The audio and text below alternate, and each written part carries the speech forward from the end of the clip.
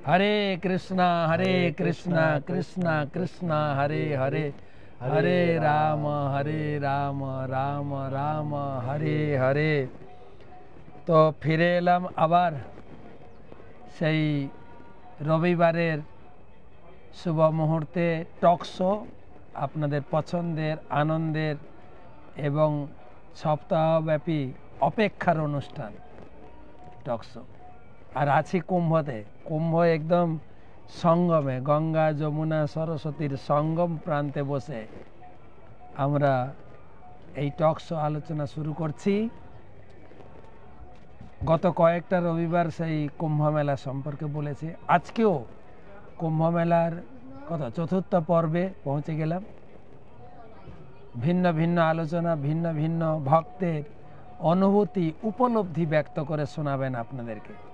आज के हमारे टक शो स्टूडियोते आছেন আমাদের ব্রজবাসী বৃন্দাবনে দীর্ঘ কয়েক যুগ কাটিয়েছেন, কমপক্ষে 3 যুগ তিনি বৃন্দাবনে তপস্যা ধ্যান রাধারানী সেবা এবং যুগল চরণে আশ্রিত হয়ে 3 যুগ কাটিয়েছেন। परम पूज्य श्री श्रीमद भक्ति केवल गोपेंद्र कृष्ण स्वामी महाराज। हरे कृष्ण। महाराज আপনাকে আমাদের স্টুডিওতে সুস্বাগতম। हरे कृष्ण। তো মহারাজকে পেয়েছে এই কুম্ভতে। তিনিও এখানে প্রতিদিন সকাল বিকাল কৃষ্ণ কথা অমৃত লোকে আসছেন কুম্ভে অমৃত পান করার জন্য। আর মহারাজ তাদেরকে গীতামৃত ভাগবতামৃত এবং চৈতন্য চরিতামৃত পান করাচ্ছেন দিনে 5-6 ঘন্টা করে। তো মহারাজকে আপনাদের কাছে নিয়ে এসেছি, কৃপা করে উনি এসেছেন। মহারাজকে আপনি ব্রজবুলি ভাষায় কথা বলবেন, বৃন্দাবনের ভাষায়, না বাংলায় না হিন্দি? বাংলায় বলবেন। আচ্ছা, মহারাজের মাইকটা চালু আছে না? আচ্ছা, মহারাজ কৃপা করে বাংলা বলবেন, মাঝে মাঝে একটু ব্রজবুলি ভাষায় শুনিয়ে দেবেন। যাই হোক, তো মহারাজের দীর্ঘ জীবন, এই ত্যাগের জীবন, তিনি উচ্চশিক্ষা সমাপ্ত করে তিনি পূর্ণ জীবন গুরু কৃষ্ণের সেবায় প্রভুপাদের এই প্রচার মিশনে আত্মোৎসর্গ করেছেন। এখানকার কুম্ভ মেলা কমিটি স্পেশাল ইনভাইট করে ওনাকে কুম্ভেতে এনেছেন। তিনি কৃপা করে আমাদের সঙ্গে রয়েছেন। আমি ভাবছিলাম আপনাদের সঙ্গেও একটু জুড়ে দেব। ওনার ভিতরে যা আছে আপনারাও একটু পান করুন। তো বহুত বহুত ধন্যবাদ মহারাজ, আপনি কৃপা করে এসেছেন। মহারাজ একটু জিজ্ঞাসা করি প্রথমে, ঠিক আছে, এই কুম্ভ কুম্ভ কুম্ভ কুম্ভ নিয়ে শুধু উত্তরপ্রদেশে নয়, সারা ভারতে নয়, সারা বিশ্ব প্রতিদিন কোটি কোটি লোক আসছে, ভিড়ে ঠাসা। এই জন্য সমুদ্রের ঢেউ না, জনসমুদ্রের ঢেউ। গতকালকে সকালে, মানে আজকে তো রবিবার, মানে একাদশী, আজকে দ্বাদশী, গতকালকে একাদশীর ভোরে গেছিলাম স্নান করতে। আমরা জনা 6-7 ছিলাম, 2 জন মাতাজি আর 3 জন মাতাজি, প্রভু আর সবাই ছিলাম। এখান থেকে আমাদের ক্যাম্প থেকে সঙ্গম 3 কিলোমিটার। সকালে জব করতে করতে চলছি, আর এত ভিড় দেখে অবাক হয়ে গেছি। আর হতে হতে একটা ক্রসিংয়ের জামেই পড়ে গেলাম। সে গাড়ি জাম দেখেছি, মানুষের জট প্রায় 40 মিনিট ধরে খুলে না। বাপরে, এরকম জনসমুদ্র, এরকম পুণ্যবান লোক, এত ধর্মপ্রাণ লোক একসাথে আমি দেখিনি। সত্যি অভিভূত মহারাজ। এত কুম্ভের প্রতি লোকের এত কি বলা যাবে শ্রদ্ধা, বা এই কুম্ভেতে একটু স্নান করার জন্য, কুম্ভের জলস্পর্শ করার জন্য মানুষের এত আগ্রহ, এই ব্যাপারে আপনার কি অভিমত? আপনি তো এখানে বেশ কয়েকদিন রয়েছে, এর আগেও গোটা কয়েক কুম্ভ আপনি অ্যাটেন্ড করেছেন। এই মহাকুম্ভের বিশেষত্ব কেন, এত লোক বেশি কেন মহারাজ? বলছেন এই কুম্ভ যে প্রত্যেক বছর কি হয়, এই মকর সংক্রান্তির পরে পূর্ণিমা আসে। এই বছর কি হলো, মকর সংক্রান্তির আগেই পূর্ণিমা হয়েছে। এই জন্যই এইটা বলছি 143 বছর পরে এই যোগটা এসেছে যে মকর সংক্রান্তির আগেই পূর্ণিমা। নাহলে প্রত্যেকবার যে পূর্ণিমা, পৌষ পূর্ণিমা, সেটা মকর সংক্রান্তি 14 তারিখ, জানুয়ারি 14 তারিখের পরেই হয়। তো এই যোগটা হলো খুব মহত্বপূর্ণ। আর একটা কথা হচ্ছে, আমরা বৈষ্ণব, এখানে খালি গঙ্গা যমুনা সরস্বতীর মিলন সঙ্গম না, সাধুদের সঙ্গম। অনন্ত যে ভারতবর্ষে যত সাধু আছে, যত ত্যাগী বৈরাগী, যাই সবার একটা সঙ্গম, সেটা হলো সবচেয়ে বেশি একটা লাভান্বিত আমরা, যে এত সাধু। আর কথা না, প্রভুপাদ নিজেও যোগদান করেছিলেন, আর প্রভুপাদ কথায় কথায় বলেছেন যে ভারতবর্ষে এমন একটা দেশ যেখানে সাধুর মেলা হয়। তা সাধুর মেলা হলো এই কুম্ভ। যদি কেউ কখনো না আসেন এই কুম্ভে, অন্য সাধু যারা আছেন নিশ্চয়ই এখানে আসবেন। আর প্রভু যেমনি বললেন, মহারাজ যেমনি বললেন যে এটা মানুষের মানে এই যে প্রয়াগরাজ, তীর্থরাজের মতো কুম্ভ 4 জায়গা হয়। তীর্থরাজ প্রয়াগ, হরিদ্বার, অবন্তিপুর আর নাসিক। সবচেয়ে বেশি সৌন্দর্য, মাধুর্য, জায়গা অনেক বিস্তারিত এই প্রয়াগরাজে। আর মহত্ব গঙ্গা যমুনার সরস্বতীর সঙ্গম। সেই জন্য অমৃত, তার কারণ যারা বাইরের সাংসারিক লোক, তারা স্বর্গের অমৃতের জন্যই পাগল। তা বৈষ্ণবরা প্রভুপাদ এখানে কেন মহত্বপূর্ণ দিয়েছেন, অনেক শ্রদ্ধালুর এখানে সমাগম হয়, তাই সেখানে হরিনাম, ভাগবত গ্রন্থ বিতরণ এবং প্রসাদ বিতরণ, এই 3টির জন্যই আমাদের মুখ্য প্রধানতা এখানে।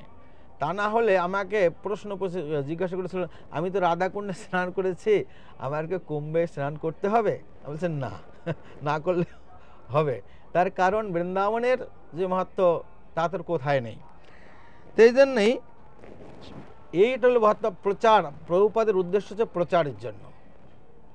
আর সবাই তার সুযোগে যখন অমৃত, সবাই যখন, আমরাও একটু অমৃত গ্রহণ করি সেখান থেকে, সুযোগ পেলে কেন সুযোগ পেলে আমরাও তো সেই জন্য সেই সুযোগে আমরা সেটাও গ্রহণ করছি, আর প্রচার কার্যটা আমাদের চলছে। আসলে প্রভুপাদ চেয়েছিলেন লোকে আসবে কুম্ভ থেকে অমৃত পান করতে, কিন্তু সেই অমৃত আপনাকে অমর করবে না। সেই জন্য প্রভুপাদ চেয়েছিলেন তারা আসছে অমৃত পান করতে, আমরা তাদেরকে প্রসাদ অমৃত পান করাবো, গীতামৃত পান করাবো। তাই ইসকন এখানে 3টে কাজ করছে। 1 লক্ষ লোককে ডেলি প্রসাদ খাওয়াচ্ছে, 20, 22, 25 হাজার লোককে আমরা গীতা দিচ্ছি ডেলি, আর হরিনাম তো লাখো লাখো লোক পান করছে। মহারাজ আপনাকে ধন্যবাদ। কুম্ভের এই মাহাত্ম্য মোটামুটি শুধু জল নয়, গঙ্গা যমুনা সরস্বতীর নয়, সারা বিশ্বের ধর্মের মিলন, সনাতন ধর্মের একটা মিলন সমূহান জায়গা, যেখানে আসলে দেখা যায়। আমি গতকালকে একটা ভিডিও আপনাদের ছেড়েছি যে সঙ্গমে স্নান করছিলাম, একাদশীর স্নান, লোক আর লোক, যতটাই জল ততটাই লোক। আর শুধু তাই না, দেখছিলাম শুধু মানুষ স্নান করছে না, আকাশ বাতাসে দেবদেবী আসছেন স্নান করতে, পাখি, দেশ বিদেশ থেকে কত হাজার লাখো পাখি এসে স্নান করছে। এটা অমৃতময় ব্যাপার, খুব আনন্দপূর্ণ জায়গা। এখানে আরেকটা জিনিস গুরুত্বপূর্ণ আমাদের বৈষ্ণবদের জন্য, মহাপ্রভু 2বার এসেছিলেন, বৃন্দাবন যাওয়ার পথে স্নান করে গেছেন, ফেরার পথে তিনি মাঘী স্নান, এবং মাঘী স্নানে শুধু নয়, তিনি প্রায় 15 দিনেরও বেশি ছিলেন। 15 দিনের কথা শোনা যায়, এর আগের ক্লাসে, আগের টক শোতে আপনারা শুনেছেন। মহারাজের কাছে একটা প্রশ্ন, মহাপ্রভু রূপ গোস্বামীর হৃদয়ে ভক্তি শিক্ষা সঞ্চার করেছিলেন। মহাপ্রভুর সঙ্গে রূপ গোস্বামীর এত ঘনিষ্ঠ সম্পর্ক, আমরা দেখি মহাপ্রভুর আরও অনেক পার্শ্বদ ছিলেন। গদাধর পণ্ডিত নিজের শক্তি, তারপরে স্বরূপ দামোদর ছিলেন, হরিদাস ছিলেন, নিত্যানন্দ প্রভু ছিলেন। তিনি কেন এই রূপ গোস্বামীকে পছন্দ করলেন, আর এই কুম্ভস্থান মানে হচ্ছে ত্রিবেণী সঙ্গম স্থান তিনি পছন্দ করলেনই বা কেন? তিনি তো বৃন্দাবনের রূপ গোস্বামীকে ডেকে ধর্মতত্ত্ব শিক্ষা দিতে পারতেন। বা মায়াপুরে, এই স্থানে। আর রূপা গোস্বামীর সঙ্গে তার এত ঘনিষ্ঠতা কিভাবে? আরও কেউ প্রশ্ন করেছেন রূপা গোস্বামীর সাথে মহাপ্রভুর কি প্রথম দেখা, সে বিষয়ে যদি একটু চর্চা করেন মহারাজ। হ্যাঁ, হরে কৃষ্ণ। তা মহারাজ যেটা জিজ্ঞাসা করলেন, এখানে রূপ গোস্বামী, আমরা যদি রাধাকৃষ্ণ লীলায় দেখি, মঞ্জরীর হিসাবে প্রধান মঞ্জরী হচ্ছেন রূপমঞ্জরী। রূপমঞ্জরী, তাই মহাপ্রভু রাধারানী রাধার ভাবে এসেছেন, আর সেই রূপমঞ্জরী এসেছেন রূপ গোস্বামী রূপে। যখন এনার প্রথম দেখা হয় রামকেলিতে, রামকেলিতে প্রথমবার দেখা হয়, দুইজনে রাত্রে বেশ পরিবর্তন করে, ইনি ছিলেন অর্থমন্ত্রী, ওনার দাদা সনাতন গোস্বামী ছিলেন প্রধানমন্ত্রী। তাই রাত্রে আইলেন বেশু লুকাইয়া, অর্ধরাত্রে আইলেন বেশু লুকাইয়া। তবে মহাপ্রভুর সঙ্গে ওনারা বললেন যে, প্রভু, আমরা হচ্ছাম নিচ জাতি, নিত সঙ্গী, পতিত যদম, কুবিষয় গর্ত পরি গোয়াইল জীবন, মোর কর্ম মোর হাতে গলায় বান্ধিয়া, কুবিষার গর্ত মধ্যে দিয়াছি ফেলিয়া। তখন মহাপ্রভুর কাছে ওনারা দুই ভাই বললেন, মিলেচ্ছ জাতি, মিলেচ্ছ সঙ্গী, করি মিলেচ্ছ কর্ম, গো ব্রাহ্মণ দ্রোহীর সঙ্গে আমার সঙ্গম, আর আমরা এমন কর্ম করেছি প্রভু। একটা কথা, আমি শুনেছি রূপ গোস্বামী সনাতন গোস্বামী ব্রাহ্মণ ঘরে জন্ম, তো মিলেচ্ছ কি করে হলেন? আগের সমাজের এরকম নীতি ছিল যে যদি ব্রাহ্মণের ওখানে চাকরি করা, তারা কি ব্রাহ্মণ ছিল জন্মগত? হ্যাঁ, তারা ব্রাহ্মণ ছিলেন, সারস্বত ব্রাহ্মণ ছিলেন, কিন্তু চাকরি করার ফলে আগের সমাজ ব্যবস্থা খুব শক্ত ছিল। তাই বলেছেন যে তোমরা তার সঙ্গে ওঠা বসা করেছো, তোমরা ব্রাহ্মণ সমাজচ্যুত। তাই বেশি একটা যখন পজিশনে ছিল, কেউ কিছু করতে পারেনি। যখন চাকরি ছেড়ে দিয়েছে তখন তো সবার সমান অধিকার। তাই বলছেন, নিজেকে বলছেন, মিলেচ্ছ জাতি, মিলেচ্ছ সঙ্গী, করি মিলেচ্ছ কাজ, গো ব্রাহ্মণ হিতায় হচ্ছে ভগবান শ্রীকৃষ্ণ বলে, গো ব্রাহ্মণ দ্রোহীর সঙ্গে আমারও সংগ্রাম। আমি ওঠা বসা যারা গো মাংস খায় আর ব্রাহ্মণের দেশে, তার সঙ্গে। তো এই জন্য আপনি জগাই মাদাইকে কৃপা করেছেন প্রভু। জগাই মাদাই হইতে কোটি কোটি গুণ, অধম পতিতে পাপী আমি দুইজন। ব্রাহ্মণ বৈষ্ণবের একটা স্বভাব কি, বৈষ্ণব নিজেকে দৈন্য দেখায়। তাই বলছেন জগাই মাদাই হইতে কোটি কোটি গুণ, অধম পতিতে পাপী আমি দুইজন। জগাই মাদাই বলছেন ব্রাহ্মণ, এক তো নবদ্বীপে ধামে বাড়ি, তারপরে ব্রাহ্মণ জাতি, আর নিচ জাতির কখনো চাকরি করেননি, নিচ জাতের চাকরি করেননি। কি একটাকে সবে মাত্র হয় তার পাপাচার দহে নামা ভাসেতে তোমার। তা মহাপ্রভুকে বললেন, তোমার নাম লইয়া তোমার করে নিন্দান, সেই নাম হয় তার মুক্তির কারণ।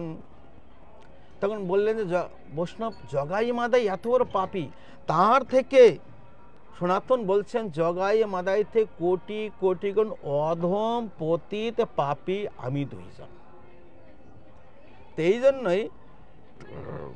এই জন্যই তখন বললেন তারা নিচু জাতের চাকরি করেনি, আর নবদ্বীপে তাদের বাড়ি, তাহলে আমার থেকে কোটি কোটি গুণ তারা পতি। তাই জগাই মাদাই থেকে বলছেন যে আমরা আপনার পতিত না পাবন নাম ধারণ করেছেন, এই নাম যদি আমাকে দুইজন যদি উদ্ধার করেন, তা পতিত পাবন নাম করে সার্থক করুন। এই জন্য এনরা একথা বললেন। তখন মহাপ্রভুর হৃদয় এই বিনম্রতা দেখে মহাপ্রভুর হৃদয় বললেন, ধন্যতা কহে প্রভু, কহে ধন্যতা কর সম্বরণ, তোমার ধন্যতায় আমার বিধির ন হয় মন। মহাপ্রভু বলছেন তোমরা ধন্যতা সম্বরণ করো, তোমাদের ধন্যতা আমার বুক ফেটে যাচ্ছে। তখন বললেন যে আজ থেকে তোমার নাম রূপ সনাতন, তোমরা দুই মোর দাস পুরাতন। একটা কারণ কেন বললেন, রূপ গোস্বামীকে বলছেন তোমরা আজ থেকে তোমাদের প্রথম দেখা, দীক্ষা নেই, শিক্ষা নেই, কিছু নেই, বলছেন তোমাদের নাম রূপ আর সনাতন। মানে প্রথমে দীক্ষা হয়ে গেল, দীক্ষা ওই কথায় কথায় হয়ে গেল। আর আগে দবির খাঁ, শকর মাল্লিক, তার আগের নাম ছিল অমর আর সন্তোষ, এই দুই ভাইয়ের নাম ছিল। আজ হইতে দুই আমার মনের কথা কেহ নাহি জানে, সবে কহে কেন আইলা রামকেলি গ্রামে। তাহলে আমি যাব বৃন্দাবনে, মহাপ্রভু যাবেন, আসবেন বৃন্দাবনে, তাহলে বর্ধমানে চলে আসবেন কেন? সে রামকেলিতে দৌড়ালেন 200 কিলোমিটারের ওদিকে। তাই বলছেন আমার মনের কথা কেহ নাহি জানে, কেন আইলা রামকেলি গ্রামে। তা আমার আসার প্রয়োজন তোমরা দুই ভক্ত। তাই ভক্তের ভক্তিতে এত শক্তি, যেতে পারছে না ভক্ত, যেতে পারছে না, ভগবান টেনে দৌড়ে চলে গেলেন উত্তর দিকে 200 কিলোমিটার। এই হলো মহাপ্রভুর মানা। তখন দুই ভাই বিনম্র হয়ে বললেন, প্রভু আমরা এখন চাকরি ছেড়ে আপনার, না বলছেন না, এখন তোমরা চাকরি ছাড়বে না। যখন এখান থেকে আমি ফিরে যাচ্ছি জগন্নাথপুরীতে গিয়ে আমি যখন বৃন্দাবনে যাব, তখন তোমরা দুই ভাই এসে আমার সঙ্গে দেখা করবে। মহাপ্রভু আগেই বলেছিলেন। তখন রূপ গোস্বামী কি করলেন, কিছুদিন পরে দুইজন লোক কি করলেন, চাকরি রিজাইন দিয়ে দিলেন। চাকরি রিজাইন দিয়ে নৌকা করে সোনার টাকা নিয়ে চলে এলেন। বিভক্ত করলেন, ব্রাহ্মণ বৈষ্ণবের 50%, 25% নিজের পরিবারের জন্য, আর দণ্ডবন্ত লাগেই 25% এ কখনো যদি দরকার পড়ে এই জন্য ইমার্জেন্সি রেখে দিলেন। আর 10,000 টাকা, খুব বুদ্ধিমান, 10,000 টাকা সনাতন চাকরি ছাড়েননি।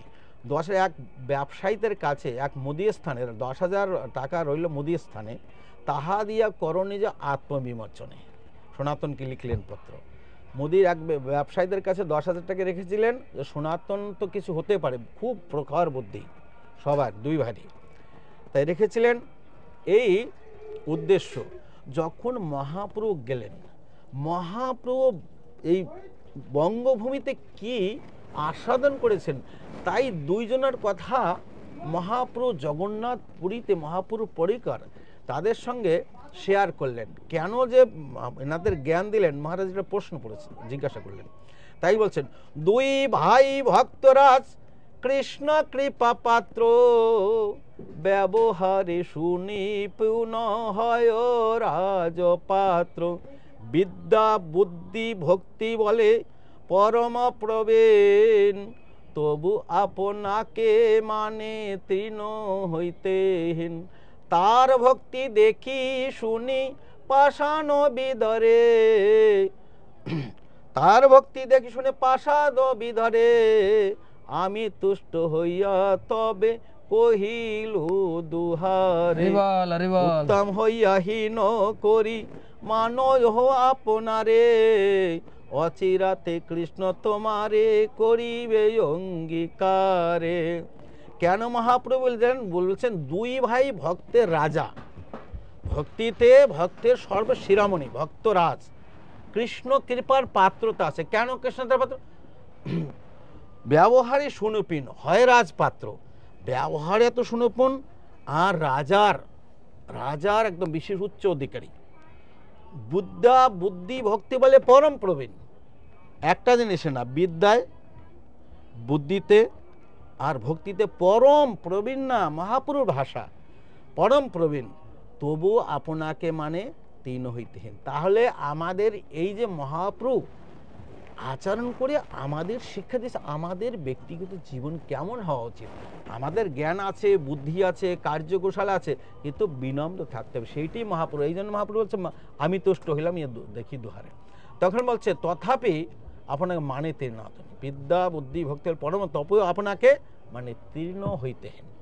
তার ভক্তি দেখি শুনি পাষাণ গলে যায়, আমি তুষ্ট হই, তাই তার বিনম্রতা দেখে আমি খুশি হয়েছে।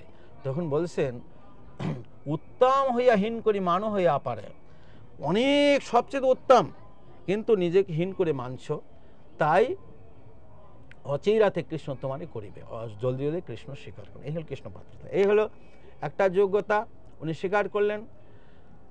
তারপরে কি করলেন, তারপরে একদিন স্বরূপ দামোদর জিজ্ঞাসা করলেন আপনার মনের ভাব কি করে জানলো রূপ? মহাপ্রভু কি বললেন, যোগ্য পাত্র দেখি শক্তি সঞ্চারিল সব তত্ত্ব নিরূপিয়া প্রবীণ করিল।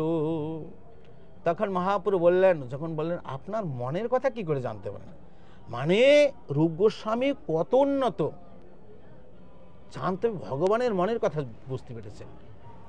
তখন স্বরূপদামজি আপনার মনের কথা কি করে জানছেন, তাহলে আপনি নিশ্চয়ই, হ্যাঁ মহাপ্রভু তখন বললেন, ধরা দিলেন, বললেন যে হ্যাঁ যোগ্য পাত্র দেখি শক্তি সঞ্চারিলু সবতত্ত্ব নিরূপিয়া প্রবীণ।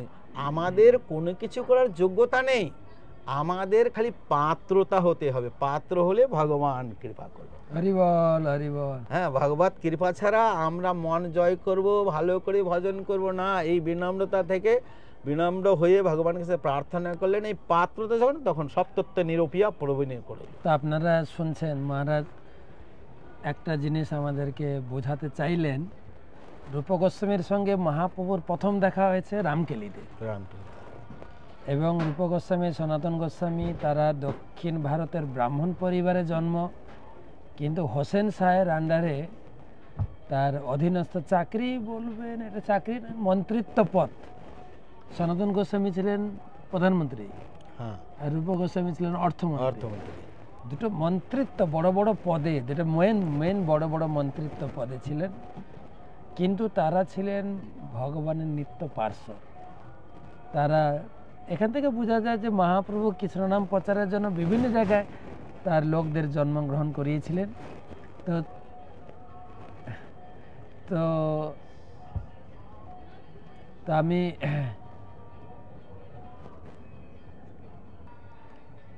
মহারাজ এই রূপ গোস্বামী, সনাতন গোস্বামী এত বড় পদে ছিলেন, কিন্তু আপনার কথা অনুযায়ী মহাপ্রভু বলছেন তোমরা আমার পুরাতন দাস, হ্যাঁ, এ ভগবানের নিত্য পার্ষদ। তো একটা প্রশ্ন ছিল মহারাজের প্রতি যে তাদেরকে কেন, বা রূপ গোস্বামীকে কেন মহাপ্রভু পছন্দ করলেন? তো এখান থেকে বুঝতে পারলাম যে রূপ গোস্বামী যোগ্যতা হচ্ছে দৈন।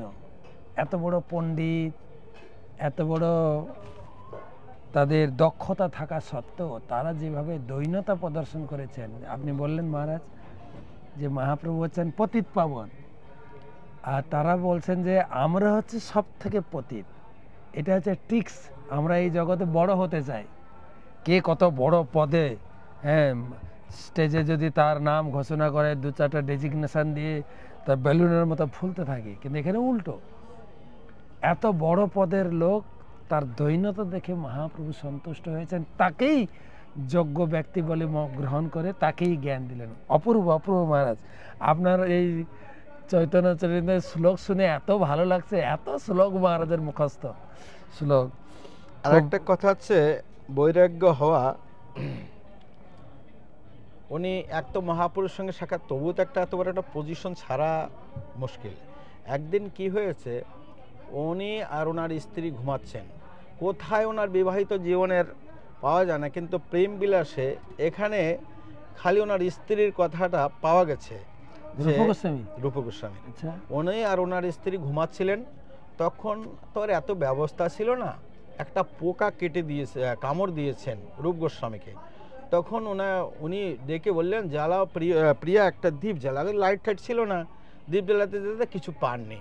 তখন রূপ গোস্বামীর রয়্যাল ড্রেস, মন্ত্রীর ড্রেস, সেটা দিয়ে আগুন জ্বালান, আগুন জ্বালিয়ে পরিষ্কার করে দেখলেন যে কি হয়েছে। তখন রূপ গোস্বামী জিজ্ঞাসা করলেন ওনার স্ত্রীকে যে তুমি এত একটা মূল্যবান বস্ত্র, বলছেন না এই বস্ত্রের থেকে তুমি আমার মূল্যবান, হ্যাঁ, আমার মূল্যবান নিধি তুমি, তোমাকে রক্ষা করার জন্য আমি যে কোনো কিছু বলিদান করতে পারি। তখন রূপ গোস্বামীর চেতনা আসলো, ইনি এনার কর্তব্য করলো কেন, আমি আমার কর্তব্য কেন করছি না। এ হলো আর একটা ভৌতিক দৃষ্টিতে কেন ঘর ছেড়লেন। আর একবার কি হলো, একদিন মহারাজ নবাব হুসেন শাহ ওনাকে ডেকেছেন। পরিস্থিতিটা কি হয়েছে, আকাশে অনেক মেঘ,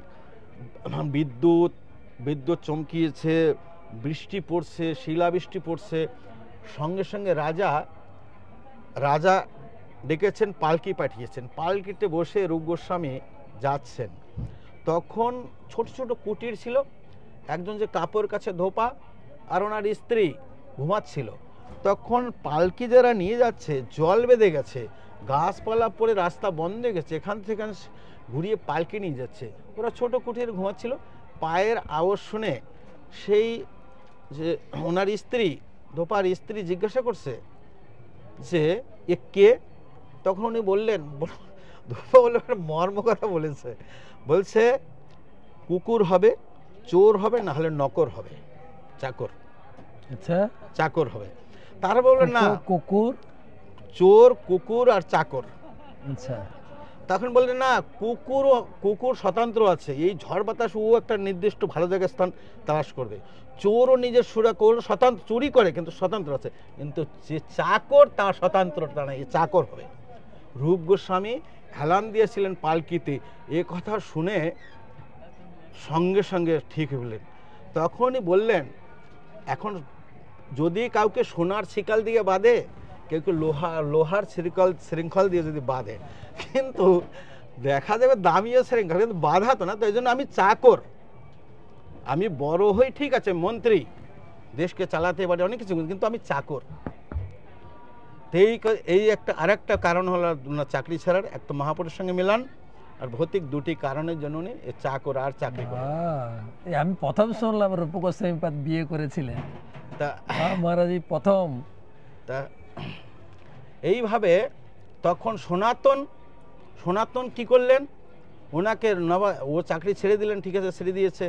সনাতন যদি ছাড়তে যান তাকে তো জেলে, সবাই জানে যে জেলে রেখেছেন। তো এইভাবে অনেকগুলি যোগ্যতা আমরা দেখি রূপ গোস্বামীর ভিতরে আছে, যা সাধারণত মানুষের, যেমনি মহারাজ জিজ্ঞাসা করলেন যে শরৎ দামোদর মহাপুরুষ থেকে রাগ হয়ে এই কাশীতে সন্ন্যাস নিলেন, সন্ন্যাস নিয়ে আর ভালো লাগেনি।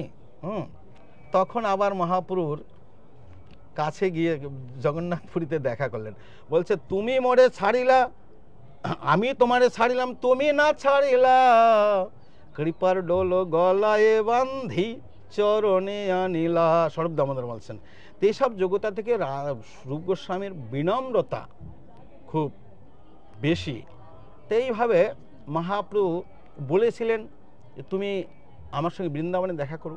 বৃন্দাবনে মহাপ্রভু ঝাড়খণ্ডের থেকে এলেন, দুটি লোক রূপ গোস্বামী পাঠিয়ে দিয়েছিলেন জগন্নাথপুরীতে, যে মহাপ্রভু যখন বৃন্দাবনের অভিমুখে যাত্রা করে আমাদের সমাচার দেবে।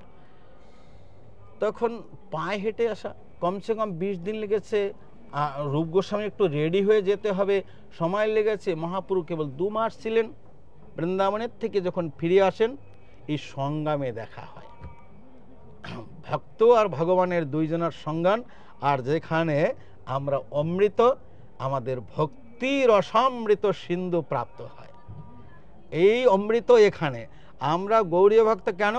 গৌর আমার যেসব স্থানে করিল ভ্রমণ রাঙ্গে, সেসব স্থান হেরিব আমি প্রণয় ভক্ত সঙ্গে।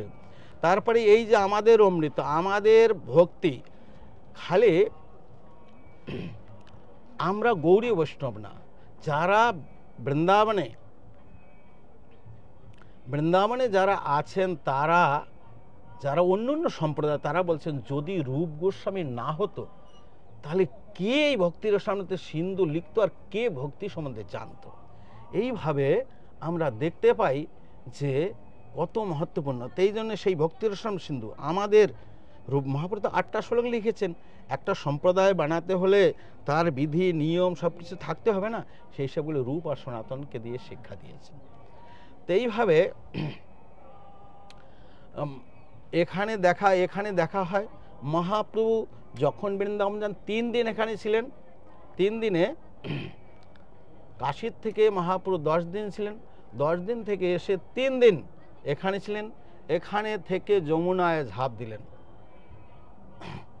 যাহা যাহা যমুনার পায়ে দর্শন, তাহা ঝাঁপ দিয়া পরে প্রেমে অচেতন। মহাপ্রভু যখনই যমুনা দেখলেন, আর একটা কি, এখানে ঔদার্য আর মাধুর্য দুই সংগ্রাম। গঙ্গা দেবী ঔদার্য প্রেম মহাপ্রভু দিয়েছেন, আর এখানে মাধুর্য যমুনা, এ দুইজনের সংগ্রাম। এই জন্য এই সংগ্রামে যদিও রূপ গোস্বামীকে বলেছিলেন তুমি বৃন্দাবনে এসে তোমাকে জ্ঞান দেবো, কিন্তু মহাপ্রভু ভগবানের ইচ্ছা ছাড়া তো ভগবান মহাপ্রভু যখন এলেন, রূপ গোস্বামী এখানে এলেন। রূপ গোস্বামী আসার সময় যখন এলেন তখন একটা পত্র লিখলেন, সনাতনকে লিখলেন যে প্রভু চলিয়াছে বৃন্দাবনে, আমি অনুপম যাই তাহারও মিলনে।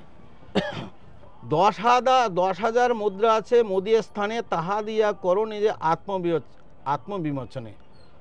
তাহা দিয়া করণে জয়ছে তৈছে ছুটি তুমি আইসো বৃন্দাবন, এত লেখি দুই ভাই করিলা গমন। তাহলে আমরা দেখি কিছুদিন আগে একজন প্রভু রমাকান্ত প্রভু উনি ক্লাস দিয়েছিলেন, তখন সেই এখানে অমৃত মন্থনের কথা, মানে ভগবান ছলনা করার শিক্ষা দিলেন, তোমরা দুইজনে মিলে মিত্রতা করো, অমৃত পান করবে, ওদের বলবে তোমরা অমৃত পাবে, কিন্তু অমৃত তাদের দেওয়া হবে না।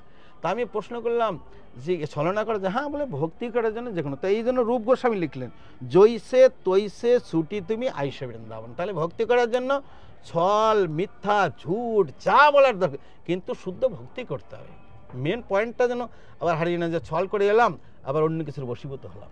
শুদ্ধ ভক্তি যদি করা হয় যে কোনো কিছু করা যেতে পারে। তাই মহাপুরুষ লিখলেন, দুই ভাই এলেন। রূপ গোসার ছোট ভাই অনুপম বল্লভ, তারে লইয়া রূপ গোসাই প্রয়াগে আইলা। প্রভু চলিয়াছে বিন্দু মাধব দর্শনে, লক্ষ লক্ষ লোক যাইছে তাহার মিলনে।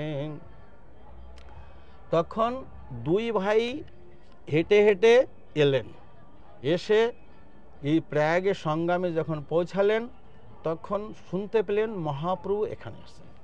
তাই মহাপ্রভু প্রতিদিন বিন্দু মাধব দর্শন করতে যেতেন, লক্ষ লক্ষ লোকে আসেন তাহারে মিলনে। তো এইভাবে মহাপ্রভু প্রেমাবেশে করে প্রভু হরি সংকীর্তন, ঊর্ধ্ববাহ করি বলে বলো হরি হরি, ঊর্ধ্ববাহ বলে বলছে হরি বল হরি বল। তাই এই হিসাবে মহাপ্রভুর এই লোক ভিড় দেখে দুই ভাই সঙ্গে সঙ্গে সাক্ষাৎকার করলেন না। আমরা অনেক সময় গুরুদেবের সঙ্গে অনেক ভিড়, আমি যাই জন্য আমি একটু দেখাই ইয়ে করেন না, বিনম্রতা আছে না। দুই ভাই দূরে থাকলেন, এখন লক্ষ লক্ষ লোক তাদের সঙ্গে মেলামেশা করবেন, কথা আদান প্রদান করবেন। তারপরে যখন একান্তে তখন ওখানে এলেন। গঙ্গা যমুনা প্রয়াগ নারিল ডুবাইতে, প্রভু ডুবাইল কৃষ্ণ প্রেমের বন্যাতে। গঙ্গা যমুনা যাকে ডুবাতে পারেনি মহাপ্রভুর প্রেমের বন্যায়, এই জন্য সেই প্রেম নিতে আমরা আসবো এখানে। একটা দেখলাম কি, আমরা যেখানে মেলা বসছি 20 কিলোমিটার এত লোক, এই মেলাতে আমি একটা দেখছিলাম, এই মেলাটা কিন্তু আপনার চরে, কিন্তু গঙ্গা যমুনার চরে। আমি শুনেছি বর্ষাকালে ডুবে যায়, তো সেটা মনে পড়লো, গঙ্গা যমুনার জল যেটাকে ডুবাতে পারেনি মহাপ্রভুর প্রেমামৃতে ডুবাতে পেরেছিল। সুন্দর সুন্দর অপূর্ব সুন্দর লাগছে মহারাজ চৈতন্য চরিতামৃতে জানি। তো তখন বললেন যে দক্ষিণাপ্ত বিপ্র সঙ্গে আছে পরিচয়ে, সেই নিমন্ত্রণ নিল নিজ লয়ে। বিপ্রকে গৃহে আসি পুজো একান্তে বসিলা, তবে দুই ভাই আসি প্রভুরে মিললা। তখন কি করলেন, দক্ষিণাত্য বিপ্র এখানে ছিলেন প্রয়াগে, উনি মহাপ্রভুকে জেনে নিমন্ত্রণ করলেন। মহাপ্রভু যখন একান্ত হয়ে বসলেন তখন দুই ভাই সম্মুখে এলেন, এসে দন্ত তীর্ণ লইয়া এখানেই মহারূপ গোস্বামী বলেছেন, নমো মহাবদান্নায় কৃষ্ণ প্রেম প্রদায়তে, কৃষ্ণায় কৃষ্ণ চৈতন্য নামনে গৌরাতিসে নমঃ। এই শ্লোক পড়ে মহাপ্রভু আলিঙ্গন করলেন। আলিঙ্গন করলেন, খুব ভালো রূপ তুমি এখানে এসেছো, সনাতন বার্তা কহ তাহারে পছিলা, তেহ কহে সনাতন আছে বন্দিশালে, তুমি যদি উদ্ধারে তবে হইবে উদ্ধারে। তখন বলছে সনাতন কেমন আছে? যখন বসলেন ওনার জিজ্ঞাসা করলেন, কৃষ্ণের কৃপা এত তোমাকে রৌরব থেকে তোমাকে উদ্ধার করেছে, বলো সনাতন কেমন আছে? বলছে সে জেলে বন্দি আছে। তখন মহাপ্রভু সে সনাতন হইয়াছে মোচন, অচিরাতে আমার সঙ্গে হইবে মিলন। হরি বল, হরি বল। মহাপ্রভু অন্তর্যামী, জানেন যে রূপ যখন পত্রী লিখেছেন, সনাতন কৌশল করে বেরিয়ে গেছেন। তাই মহাপ্রভুর সঙ্গে দেখা হবে 10 দিন পরে। মহাপ্রভু কাশীতে যাবেন, যখনই মহাপ্রভু কাশীতে যাবেন সনাতন চলে আসবেন। এই দুইখানে ওখানে সঙ্গম আছে। বারাণসী কেন নাম হলো? বারা আর অসি, বারাণসী দুইজনে গঙ্গায় এখানে সঙ্গম। তো বারাণসী মানে ওসি আরেকটা নদী, ওই নদী, সেই নদীর সঙ্গম হয়েছে। আচ্ছা, ওই জন্য বারাণসী। তো এইভাবে মহারাজেন্দ্রা কাল মণিকর্ণিকা ঘাটে স্নান করলেন। প্রভুপাদ বললেন এর নামটা মণিকর্ণিকা কেন হলো? প্রভুপাদ বলছেন যে বিষ্ণুর এই কর্ণিকা কানের থেকে মণি পড়েছিল, এই জন্য ঘাটের নাম মণিকর্ণিকা। আবার বললেন শিবের কানের থেকে পড়েছিল। আর একটা মহত্বপূর্ণ, ওই পরপরটায় যখন মণিকর্ণিকা ঘাট এসে প্রভু স্নান কইলা, সে পরপটে প্রভুপাদ লিখলেন যে না, যে মরণাসন্ন ব্যক্তি তার কানে শিবজি রাম নাম রূপী মণি প্রদান করে, এই জন্য তার নাম হলো কর্ণিকা। কানে দান করেন, এই জন্য নাম হলো মণিকর্ণিকা। সেটা কাশীতে। এটা কাশীতে। মোটামুটি মহারাজ আপনি কাশী যাবেন না, আমরা কুম্ভতে থাকবো। হ্যাঁ, কুম্ভতে মহারাজ খুব সুন্দর যে রূপ গোস্বামীর সঙ্গে মহাপ্রভুর দেখা হলো। এই যে মহাপ্রভু রূপ গোস্বামীকে জ্ঞান দিয়েছিলেন সেই জায়গা, সেটা এই ত্রিবেণীতে বা এই কি বলা যায় প্রয়াগে কোন জায়গায়? লোক ভিড়ে ভয়ে প্রভু দশমের সাথে যাইয়া শ্রীরূপে সেখান প্রভু শক্তি সঞ্চারিয়া। তখন আগে আমি বলেছি পাত্রতা চাই। তখন লোক ভিড়, মহাপ্রভু বেণী মাধবের যেখানে থাকতেন বেণী মাধবে, সেখানে লোক ভিড়ে ভয়ে প্রভু দশমের যাইয়া। বেণী মাধব আগে এখানে একটা ঘাট আছে যেখানে ব্রহ্মাজি আদি 10 বার অশ্বমেধ যজ্ঞ করেছেন, 10 অশ্বমেধ ঘাট। সেখানে একটু একান্তই এখনও সেই বটগাছটা আছে, মহাপ্রভুর চরণচিহ্ন আছে, দশমাশ্বেতেশ্বর শিবজি আছে। সেখানে গিয়ে মহাপ্রভু এই প্রেম তত্ত্ব একান্ত স্থান চাই। তাই সেখানে গিয়ে লোক বীর ভয়ে কেন দিলেন? মহারাজ জিজ্ঞাসা করলেন। লোক, এখানে কবিরাজ গোস্বামী কি লিখলেন? লোক বীর ভয় প্রভু দশমেশ্বর যাইয়া শ্রীরূপের শিক্ষা শক্তি সঞ্চারিয়া। তবে আমাদের যোগ্যতা চাই, আমরা ধারণ করতে পারবো না। তাই মহাপ্রভু রূপ গোস্বামীকে শক্তির সঞ্চার করলেন। সব তত্ত্ব নির্বিয়া প্রবীণ করিলাম। কৃষ্ণ তত্ত্ব, ভক্তি তত্ত্ব, রসতত্ত্ব প্রান্ত সব শিখাইল প্রভুর ভাগবত সিদ্ধান্ত। ভক্তিতত্ত্ব, রসতত্ত্ব, ভক্তিতত্ত্ব, কৃষ্ণতত্ত্ব, ভক্তিতত্ত্ব, রসতত্ত্ব প্রান্ত। তবে কৃষ্ণতত্ত্ব এখানে বলেছেন কবিরাজ গোস্বামী, বেশি একটা বিস্তার এখানে করেননি, তবে ভক্তিতত্ত্বের প্রকাশ করলেন। তবে মহাপ্রভু রূপ গোস্বামীকে সুনরূপ ভক্তি রসের লক্ষণ সূত্ররভি কহি বিস্তার না জান। পারাপার শূন্য গভীর ভক্তি রস সিন্ধু, তোমারে চাখাইতে তার কহি এক বিন্দু। তাহলে সুনরূপ ভক্তি রসের লক্ষণ সূত্ররূপে কহি, বিস্তার না যায়, বিস্তার বর্ণন করা যায় না। বলছে কেন? পারাপার শূন্য গভীর, গভীর এবং পার অপার শূন্য গভীর ভক্তি রসের সিন্ধু, তোমারে চাখাইতে কহি এক বিন্দু, তার একটা বিন্দু। আর আমরা বিন্দুটাও ধারণ করতে পারছি না, তাহলে আমাদের কি অবস্থা হবে?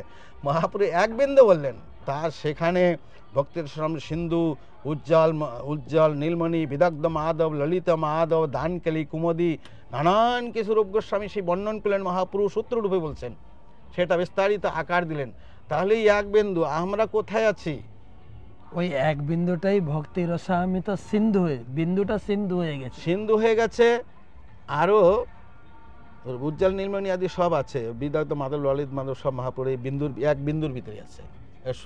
তার বিন্দুর একটু ভক্তি রসামি সিন্ধু। মানে শুধু ভক্তি রসামি সিন্ধু না, অন্যান্য বই, অন্যান্য বই সবগুলো। এইভাবে শিক্ষা দিয়েছেন। তো কি বলে কৃষ্ণতত্ত্ব এখানে বেশি বিস্তারিত কারণ বলেননি, সনাতন গোস্বামীর শিক্ষায় সেটা আপনারা দেখতে পারেন খুব বিস্তারিতভাবে যে সম্বন্ধ তত্ত্ব 20 অধ্যায়, এটা 19 অধ্যায়, 20 অধ্যায় আধার থেকে নিয়ে আর 21 অধ্যায় পর্যন্ত সম্বন্ধ তত্ত্ব শিক্ষা দিলেন, সেটাই হলো কৃষ্ণতত্ত্ব। তো ভক্তি তত্ত্ব তো বলছেন এ অনন্ত জীব, এই জগতে অনন্ত জীব স্থাবর জঙ্গম, তার ভিতর তীর্যক জলচর স্থলচর বিভেদ, তার ভিতরে মনুষ্য জাতি অতি অল্পতার, তার মধ্যে মিলেস্য পুলিন্দ বৈদ্য সবার। তখন কি বললেন, ছাঁটাই করলেন মহাপ্রভু একজন কৃষ্ণ আমরা যে কত মহত্বপূর্ণ, আমরা যদি সেই ভক্তি যদি না করি মহাপ্রভু সম্প্রদায় এসে, তাহলে আমাদের মতো আর নিন্দনীয় আর কি হবে। তাই এখানে আমি শোনাচ্ছি মহাপ্রভু কি বলেছেন রূপ গোস্বামীকে। তো যে বলছেন যে স্থাবর জঙ্গম 2 ভেদ, তার ভিতরে জঙ্গম, আমরা জঙ্গমে চলতে পারি, জঙ্গমের ভিতর আছি, জঙ্গম জলের ভিতরে কিছু জলচর আছে তারা চলতে পারে, স্থলচর আবার উড়তে পারে, পোকা মাকড় সব এলো খেচর, হ্যাঁ খেচার ঠেচার নিয়ে সব মানে জঙ্গমের ভিতরে সব চলে আসে। আর এর ভিতরে আছে, তার ভিতরে মনুষ্য জাতি অতি অল্পতার, তার মধ্যে অর্ধেক বেদ মুখে মানে, বেদ নিষিদ্ধ কর্ম করে ধর্ম নাহি জানে। তারপরে কি বললেন যে এর মধ্যে 50% যা মানুষ কেবল সনাতন ধর্মীয়, তা তো বৌদ্ধ সবার মিলেস্য সব আলাদা করে দিলেন। মানুষের ভিতরে এরা আবার আলাদা হয়ে গেল, কি মিলেস্য, যত অন্য ধর্মের তারা মিলেস্য বৌদ্ধ সবার আদি যারা আছেন আদিবাসী জাতি বৌদ্ধ ধর্মের, এরা আলাদা হয়ে গেল সনাতন ধর্মের থেকে। এরপরে যারা আছে সনাতনে বেদ মুখে মানে, মহাপুরুষ সময় 50%, আমাদের সময় 90% বাত, 90% বাত, ধর্ম খালি মুখে মানে, মুখে মানে। এই যে যত কুম্ভ মেলায় হাজার লাখ লাখ লোক আসছে, এরা মুখে মানা লোক, প্রায় ভিতরে মুখে মানা, তত্ত্ব তো কে জানে। প্রভুপাদ বলছেন যে তত্ত্ব তো জানতে হবে কৃষ্ণকে, তত্ত্ব তো কে জানে। তো এইভাবে তার ভিতরে কেহ হয় জ্ঞাননিষ্ঠ, কর্মনিষ্ঠ, কিছু আছে কর্মনিষ্ঠ, যারা বেদ মুখে মানে, তার ভিতরে কর্মনিষ্ঠ কোটি কর্মনিষ্ঠ মধ্যে এক জ্ঞানী শ্রেষ্ঠ, কোটি জ্ঞানী একজন মুক্ত, কোটি মুক্ত মধ্যে দুর্লভ এক কৃষ্ণ ভক্ত। তখন মহাপ্রভু ডিফাইন করে আমরা কত ইসে চলে এলাম, ওই কাগজের ওই পাশে বললেন যে কর্মনিষ্ঠ চলে গেলেন কর্মকাণ্ডী, নরোত্তম দাস ঠাকুর কর্মকাণ্ড জ্ঞানকাণ্ড সকলে বিষের ভাণ্ড, সবাই বিষ্ট হয়, সে সবাই বলে। আপনারা শুনছেন মহারাজ এখন রূপ গোস্বামীকে যে মহাপ্রভু কি শিক্ষা দিয়েছিলেন সেটার একটু সার কথা মহারাজ টাচ করে যাচ্ছেন। প্রথম যত জীব জনি আছে সেটাকে স্থাবর জঙ্গম 2 ভাগ করলেন, জঙ্গমের আবার 3 ভাগ, জলচর স্থলচর খেচর, তার ভিতরে মনুষ্য জাতি অতি অল্প, তার ভিতরে আবার বৌদ্ধ পুলিন্দ সবর বাদ গেল, বাকি যা মাছলো তার ভিতরে যারা বেদকে মানে মুখে মানে, মহাপুরুষ সময় 50% মুখে মানতো, মহাপ্রভুর সময় 500-550 বছর আগে, আর 50% বেদের যে কার্য, বেদের যে জ্ঞান তারা নিজের জীবনে প্রয়োগ করত। মহারাজ বলছে যে মহাপ্রভু আমলে 50%, এখন তো 90% লোক শুধু বেদের কথা আউড়ায়, এই শাস্ত্রে এই বলা আছে, শাস্ত্রে এই বলেছে, নিজের জীবনে কিছু করে না, এটা প্রমাণ মহারাজ বলছেন। তো সেটা নিয়ে মুখ্যত আলোচনা মহারাজ করছেন। মহারাজ হ্যাঁ, সেই মনুষ্য জাতির ভিতরে বৌদ্ধ পুলিন্দ সবর বাদ গেল, বাকি যারা বেদ মানি তাদের ভিতরে অর্ধেক বাদ গেল কর্মকাণ্ডী, তার ভিতরে তারপরে আলোচনা। তারপরে কর্মকাণ্ডের ভিতরে লাখো কর্মকাণ্ডের ভিতরে একজন জ্ঞানী, আবার জ্ঞানের ভিতরে একজন মুক্তি চায়, মুক্ত একজন মুক্ত, আর তারপরে বললেন কোটি মুক্তের মধ্যে এখানে একটা দুর্লভ শব্দ লাগিয়েছে। কোটি কোটি কোটি মুক্ত মধ্যে দুর্লভ এক কৃষ্ণ ভক্ত। তাহলে আপনারা সবাই দুর্লভের ভিতর পড়ে গেলেন। এখন ভক্তিটা ঠিক করে করতে হবে কিনা? হ্যাঁ, দুর্লভ এক কৃষ্ণ ভক্ত। কৃষ্ণ এখনই শুরু হচ্ছে, ধীরে ধীরে ডিফাইন করে যাচ্ছে। তারপরে কি বলছে, কেমন হওয়ার দরকার ভক্তি? কৃষ্ণ ভক্ত নিষ্কাম অতএব শান্ত, ভক্তি মুক্তি সিদ্ধি কামী সকলই অশান্ত। তখন বলছেন যে ভক্তের মধ্যে যে আবার এর ভিতরে আছে ভক্তি মুক্তি সিদ্ধি কামী। ভক্তি করছে, কেউ ভোগ চাচ্ছে, কেউ মুক্তি চাচ্ছে, কেউ কর্ম ভক্তি মুক্তি সিদ্ধি, কেউ সিদ্ধি চাচ্ছে। এর অশান্ত। নিষ্কাম কখন হবে? যখন অহেতুকি অপতিতা। প্রভুপাদ বারবার বলছে অহেতুকি অপতিহতা। সবই পুংসা পরধর্ম যতর ভক্তি অধ্যক্ষে অহেতুকি অপতিহতা ই আত্মা সু প্রসিদ্ধ। এটা মজার কথা হচ্ছে মহারাজ, মহাপ্রভু রূপ গোস্বামীকে বললেন কৃষ্ণ ভক্তের লক্ষণ হচ্ছে অহেতুকি অপ্রতিহতা এবং নিষ্কাম। কিন্তু এই কুম্ভ মেলায় তো কোটি কোটি লোক আসে অমৃত খাওয়ার জন্য, এটা কি সকাম না নিষ্কাম? এটা সকামের ভিতরে এসে যাবে। তার কারণ এদেরও দোষ না, এরা জানে না যে কি করে ভক্তি করতে হবে। সেই শিক্ষাটা দেওয়ার জন্য, সেই সুযোগটা নিয়ে কমসে কম কিছু লোক যদি এই ইস্কনের এখানে, তার কারণ যেখানে যারা আসবে শ্রদ্ধালু আসবে, তাদের গাইডেন্স করার জন্য নেই। এই পাবলিকের দোষটা না, দোষ যারা ধর্মপদ বাহক এদের দোষ। এরা সহি শিক্ষা গুরু, ধর্মগুরু যারা পথ প্রদর্শক কথাবাচক, এরা সত্যি জ্ঞানটা প্রদান করছে না। সেই জন্য ইস্কন এখানে আসার সুযোগ আছে। সেইভাবে যদি কিছু লোক কমসে কম অনুগামী হয়, তাহলে যে শুদ্ধ ভক্তি, গীতা প্রভুপাদের গীতা এবং হরিনাম, কেউ প্রশ্ন জিজ্ঞাসা করবে, তো এইভাবে যদি কেউ সৎ পথে আসে, সেই জন্যেই তো এই জন্য এখানে বলছেন ভক্তি মুক্তি সবাই ভক্তি মুক্তি কামী।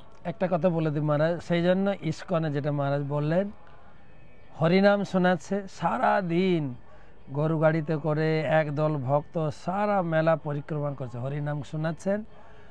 আর খাবার নয়, শুদ্ধ প্রসাদ, একদম শুদ্ধ রান্না, ভক্তরা রান্না, ব্রহ্মচারীরা রান্না করছেন, ভগবানকে নিবেদন করে, তারা নিজেরা প্রসাদ বিতরণ করে। হরিনাম শুনিয়ে শুনিয়ে প্রসাদ খাওয়াচ্ছি।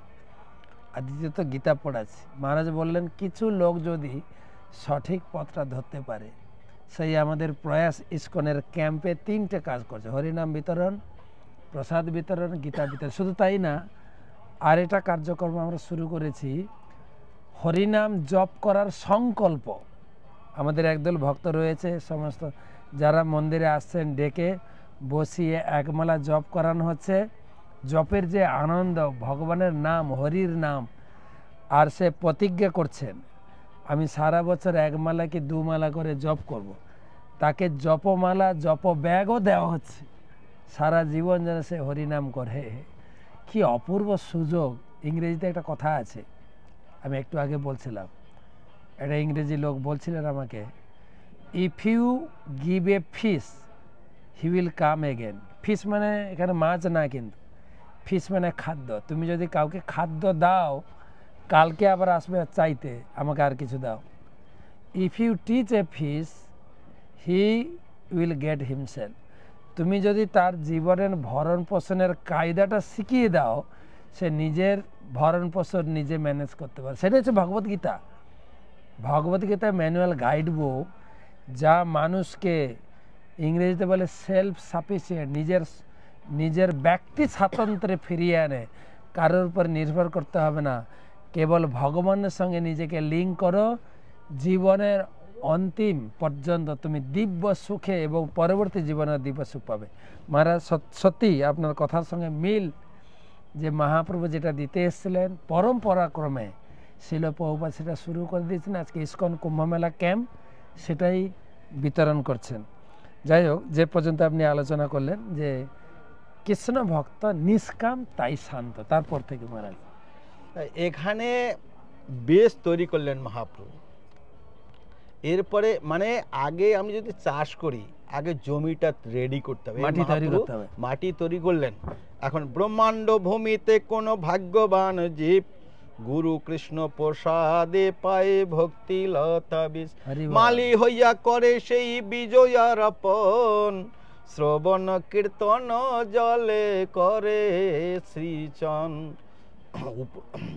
শ্রবণ কীর্তন জলে করে উপজিয়া বাড়ে লতা ব্রহ্মাণ্ড ভেদি যায়, তবে যায় তদুপরি গোলক বৃন্দাবন, কৃষ্ণ চরণ কল্পবৃক্ষে করে আরোহণ, ইহা মালি শেষ শ্রবণ আদি কীর্তন জলে।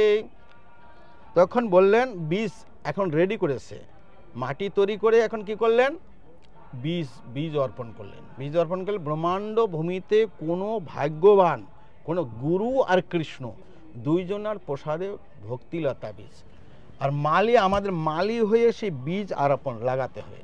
আর জল কি, শ্রবণ কীর্তন জলে করহে পোষণ। যখন খালি এই মানুষে বলে যে দীক্ষাটা নিয়ে নিছি, আমি বলি বাবা তুমি চার জমিতে বীজ দিয়েছো আর জল দেবে না, আর এদের হবে? যদি হয়ে থাকে, কটা হয়ে থাকে, কিছুদিন পর মরে যাবে। তাহলে দীক্ষা নিলে মহাপুরুষ কি বললেন, শ্রবণ, জল তো প্রতিদিন মাঝে মাঝেই দিতে, তো শ্রবণ আর কীর্তন রূপী জলে তখন উপজিয়ে বাড়িলতা ব্রহ্মাণ্ড ভেদি যায়, তবে এই 14 ভুবন ভেদ করে তবে যায় তদুপরি গোলক বৃন্দাবন, কৃষ্ণের চরণে কল্পবৃক্ষে করে আরোহণ ভক্তিলতা, তাহা প্রসারিত ফলে প্রেম ফল, ইহা মালি শেষে শ্রবণ কীর্তন আদি জলে। ঠিক আছে, হয়ে গেলেন। কিন্তু আবার কি বললেন, যদি বৈষ্ণব অপরাধ উঠে হাতির মাথা, উপরে বা ছিন্ডে তার শুকি যায় পাতা।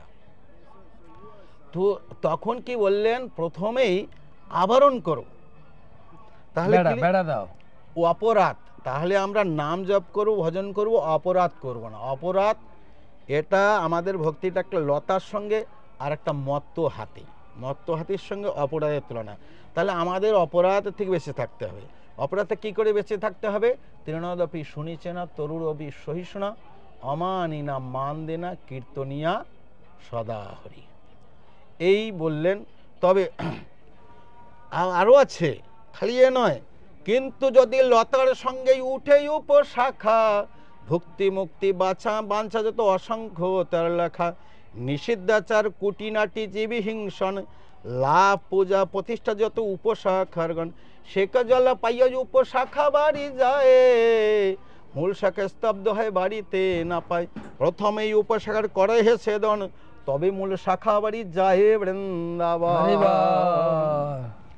তাহলে ঠিক আছে, অপরাধ করলাম না, ভক্তি আমি করছি, গুরু কৃষ্ণের প্রসাদে বীজ পেয়েছি, হরিনাম পেয়েছি, দীক্ষা পেয়েছি, ঠিক আছে।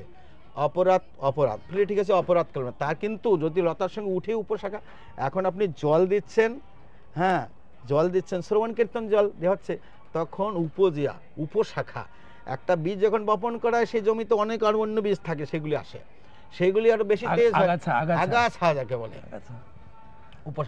আগাছা কি করে, মেন গাছকে ঢেকে দিয়ে, তার কি লাভ পূজা নিষিদ্ধাচার কুটিনাটি জীব, লাভ পূজা প্রতিষ্ঠা নিষিদ্ধাচার কুটিনাটি জীব হিংসান, লাভ পূজা প্রতিষ্ঠা উপশাখার গণ। কি সুন্দর সিস্টেমেটিক্যালি মহাপ্রভু দিয়েছেন। যেটা মহারাজ বলছেন, প্রথমে প্ল্যাটফর্ম তৈরি করেছেন, যেটা হচ্ছে মাটি তৈরি করলেন, তারপর গুরুদেব দীক্ষা দেবেন, হৃদয়ে ভক্তির বীজ বপন করবেন, দীক্ষা নেওয়ার পরে কি করবেন, গীতা ভাগবতম নিয়মিত শ্রবণ আর পঠন আর হরিনাম জপ। আর এইটা করার সাথে সাথে একটা সাবধান বানিয়ে দিলেন, বেড়া দিতে হবে, শুধু চাষ করলে হবে না, বেড়াটা কি না নিরাপদ, যাতে আমরা অপরাধ না করি। আর আরেকটা কি বলেন, উপশাখা মানে হচ্ছে মুক্তি বাঞ্ছা যত অসংখ্য তার লেখা। হ্যাঁ, উপশাখা হচ্ছে আপনার কি বলে, ভক্তি ইচ্ছা, মুক্তি ইচ্ছা, আমাদের সহজ ভাষায় এখনই বললাম। হ্যাঁ, আগাছা হচ্ছে লাভ মানে কি, লাভ মানে ভক্তি করলে আমার কিছু লাভ হবে, আচ্ছা কিছু পাবো, টাকা পয়সা, অনেক লোক সম্মান করে, দক্ষিণা দেন। তারপরে আমি একজন বিজনেসম্যান, আমি ইস্কনের জন্য জুড়ে যাই, এদের অনেক আমার লোহার কাজ আছে, বড় বড় বিল্ডিং ঠিক বানায়, তারপরে সুযোগ করে দেখে মহারাজও বলবে যে এর কাছে লোহা নাও, লাভ আমার যাতে হবে, সেরকম বিজনেস বেড়ে যাবে। লাভ পূজা মানে অহংকার এসে যাবে, আমি সম্মান চাই, আমাকে প্রণাম করো, হ্যাঁ লাভ পূজা আর প্রতিষ্ঠা। যত আমার সম্বন্ধে গুণগান হবে তত হৃদয়টা বেলুনের মতো ফুলবে। লাভ পূজা প্রতিষ্ঠাা আর কুটিনাটি নিষিদ্ধাচার কুটি নিষিদ্ধাচার এগুলো নিয়েও বিচার আর রয়েছে, ডিটেলস বলছি না। মহারাজ খুব সিস্টেমেটিক নিয়ে যাচ্ছেন আলোচনা। যদি আমরা এই নিরপরাধভাবে দৈনভাবে হরিনাম এবং গীতা ভাগবতের নিয়মিত পঠন শ্রবণ করতে করতে ভক্তির লতাকে ধীরে ধীরে বাড়িয়ে নিয়ে কৃষ্ণের চরণে অবশ্যই পৌঁছাবো। তখন এই জন্য বলছে উপশাখার ছেদন করতে হবে, তাহলে আমাদের লাভ পূজা প্রতিষ্ঠা নিষিদ্ধাচার যত আছে সেগুলি পালন করাই হলো এর ছেদন করা। মানে আমি লাভ চাই না, আমি চাই না, যেমন অহৈতুক অহৈতুক অপতিহতা অহৈতুক অপতিহতা বারবার বলা হচ্ছে, আমি সবগুলি চাই না। প্রতিষ্ঠা আসবেই, সম্মান আসবে, পূজা আসবে, নানান কিছু সবাই অফার করবে, কিন্তু আমাদের সেটা স্বীকার করতে হবে, কিন্তু ভিতরের থেকে নয়, ভিতর থেকে আমাদের সবসময় বিনম্র থাকতে হয়। তো এইভাবে উপশাখা করে তবে মূল শাখা বাড়ি যায় বৃন্দাবন। তো যখন উপশাখা আমি মালি, তাই যেটা আমাদের গাছ লাগিয়েছে সেটা আমি দেখব আমার ভক্তির লতাটা ঠিক বাড়ছে কি না, সেটা দিয়ে আমি মালি শুধু ছেদন করতে হবে, এইসবকে এই আশাগুলি ছেড়ে দিতে হবে, তবে মূল শাখা বাড়ি যায়। তখন বলছেন, তারপরে বললেন এখন আবার শুদ্ধ ভক্তি, অন্নাবিলাসিতা শূন্যম জ্ঞান কর্মাদি অনাবৃত্তম আনুকূল্যেন কৃষ্ণানুশীলনম ভক্তিরুত্তম সর্বোপাধি বিনির্মুক্তম তৎপরিত্র নির্মলম হিসিকেন হিসিকে সেবনম ভক্তির উচ্চতে। এর আবার বাংলায় বলে, অন্ন বাঞ্ছাই অন্ন পূজা ছাড়ি জ্ঞান কর্ম আনুকূল্য সর্বেন্দ্রীয় কৃষ্ণ অনুশীলন। এই শুদ্ধ ভক্তি, ইহা হইতে এই ভক্তি হয় পঞ্চরাত্রে ভাগবতে এই লক্ষণ কয়ে। তাই বলেছেন অন্ন বাঞ্ছা অন্ন পূজা ছাড়ি জ্ঞান কর্ম, এটার অনুবাদ কৃষ্ণদাস কবিরাজ লিখলেন, অন্নাবিলাসিতা শূন্যম জ্ঞান কর্মাদি অনাবৃতম আনুকূল্য না বলে অন্নবাঞ্ছা অন্ন পূজা সারি জ্ঞান কর্ম আনুকূল্য সর্বেন্দ্র কৃষ্ণ অনুশীলন। এই শুদ্ধ ভক্তি ইহা হইতে প্রেম হয় পঞ্চরাত্রে ভাগবতে এই লক্ষণ কয়। এই লক্ষণ এখানে বললেন। ভক্তির বিভিন্ন লক্ষণ, ভক্তি কিভাবে করবেন, ডিটেলস বর্ণনা ভক্তেরা সমেত সিন্ধু গ্রন্থে পাবেন। মহারাজ টাইম দৌড়াচ্ছে খুব তাড়াতাড়ি, আমাদের প্রায় 1 ঘন্টা পৌঁছে গেলাম। আমি এটাকে শেষ করতে যাব, আমাদের শ্রোতাদের 1 ঘন্টা টাইম। তো আরেকটা কথা হচ্ছে, মহাপ্রভু যে ভক্তির বিজ্ঞান, যে ভক্তি তত্ত্ব, কৃষ্ণ তত্ত্ব, ভক্তি তত্ত্ব, রসতত্ত্ব, প্রান্ত, এ যা তত্ত্ব দিয়েছিলেন রূপ গোস্বামীপাদ কয়েকটা গ্রন্থে ভাগ করে দিয়েছেন। ভক্তের সমেত সিন্ধু, বিদগ্ধ মাধব, ললিত মাধব, দানমূল্য কৌমুদী, অনেক গ্রন্থ দিয়ে গেছেন। যদি ওগুলো আমরা ডিটেলস পড়ি তাহলে ওখান থেকে উঠাতে পারবো লাভ। এখানে সংক্ষেপে দিয়েছে, এটা ভক্তির সিন্ধুতে আমরা ওই গ্রন্থগুলি অতি উচ্চ, এই ভক্তির সিন্ধুই আমাদের জন্য ঠিক উপদয়ে, এখানেই আমরা বিস্তারিত পাবো। ওর বিস্তারিত বর্ণন অত উচ্চ আমাদের দেওয়া সম্ভব না। আমরা এই ভক্তির সিন্ধু পর্যন্তই আমাদের লিমিট যদি থাকে, এটি যদি আমরা ভালো করে বুঝি, এই সংক্ষেপে এই অন্নবিলাসিত শূন্যম এর মাধ্যমে রূপ গোস্বামী এটা বিস্তারিত করে ভক্তির সিন্ধুর আকার দিলেন। মাত্র 52টা অধ্যায় আছে ভক্তির সিন্ধুতে। আর আমি প্রায় শুনতাম আমাদের পরম পূজ্য গুরুদেব শ্রী শ্রীমৎ ভক্তিচারু স্বামী গুরু মহারাজ, তিনি ভক্তির সিন্ধুকে খুব গুরুত্ব দিতেন, ভক্তদের বলতেন বারে বারে পড়ো।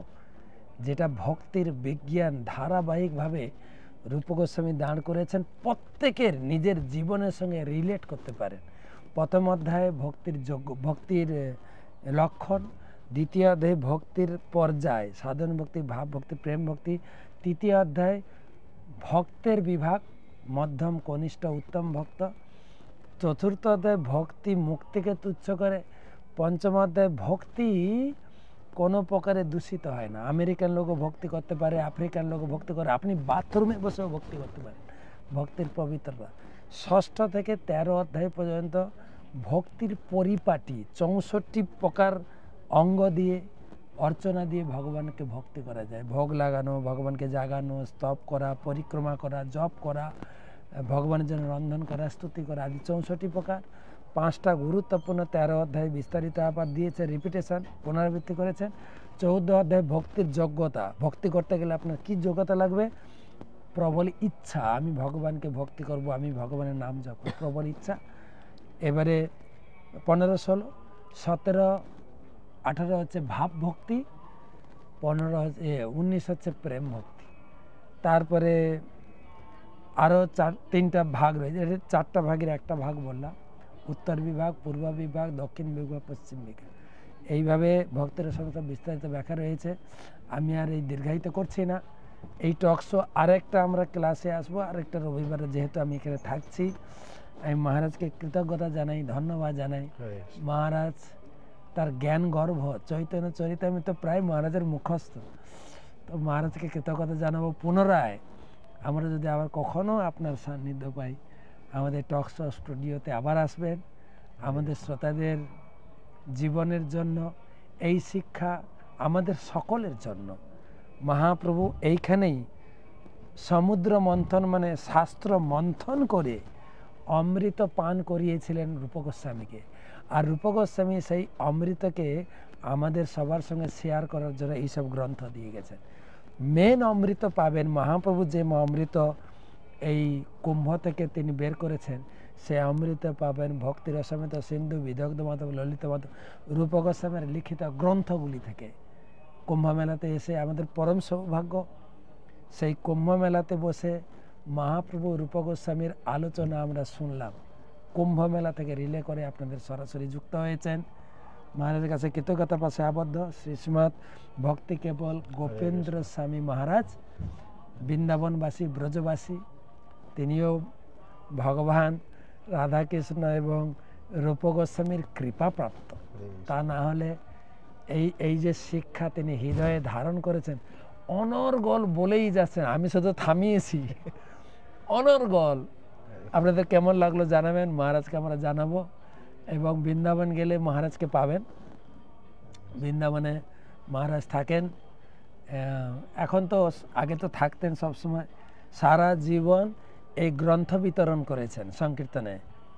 তারপরে শেষে গুরুদেব ওনাকে সন্ন্যাস দীক্ষা প্রদান করেছেন। এখন আর বৃন্দাবনে বেশি থাকেন না, শুধু বৃন্দাবনে সারা দুনিয়া লোকের কাছে ঘুরে ঘুরে তিনি যে উদার, তিনি যে দয়ালু, সকলকে তিনি কেবল দান করছেন, দান করছেন, দান করছেন। তো মহারাজ সত্যিই আমরা অত্যন্ত কৃতজ্ঞতা পাশে আবদ্ধ আপনার কাছে। আপনাকে ধন্যবাদ, কৃতজ্ঞতা এবং প্রণাম জানাই। পুনরায় আমরা কখনো এই টকশো স্টুডিওতে আমরা আপনাকে পাবো। আপনার জয় হোক মহারাজ, ধন্যবাদ। হরে কৃষ্ণ হরে কৃষ্ণ কৃষ্ণ কৃষ্ণ হরে হরে, হরে রাম রাম রাম হরে।